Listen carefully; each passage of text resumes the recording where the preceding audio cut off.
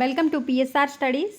ఈరోజు Adikavi Nannaya university degree first semester విద్యార్థులకు కొత్త సిలబస్ ఇంట్రడ్యూస్ చేశారు కనుక మోడల్ పేపర్ ఏ విధంగా ఉంటుంది అంటే క్వశ్చన్ పేపర్ ఏ విధంగా ఉంటుందని చెప్పి యూనివర్సిటీ వాళ్ళు రిలీజ్ చేయడం జరిగింది. సో ఈ వీడియోలో మీకు introduction to social work question paper pattern ఏ విధంగా ఉంటుంది మీకు రేపు వచ్చే ఎగ్జామ్లు అనేది చూద్దాం. సో ఇది వచ్చేసి సిలబస్. ఫస్ట్ యూనిట్కి 7 hours, second unit, third unit. So ఈ విధంగా మీకు 3 units ఉంటాయి.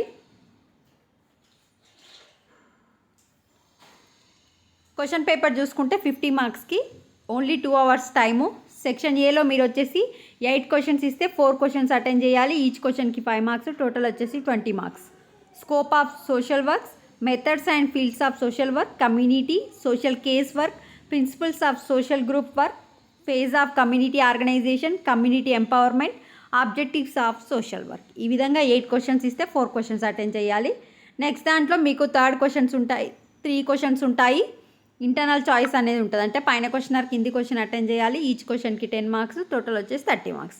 ఈ విధంగా సెక్షన్ బికి 30 marks, సెక్షన్ ఏలో 20 marks. 50 marksకి క్వశ్చన్ పేపర్ రావడం జరుగుతుంది. 2 hours వచ్చేసి టైము.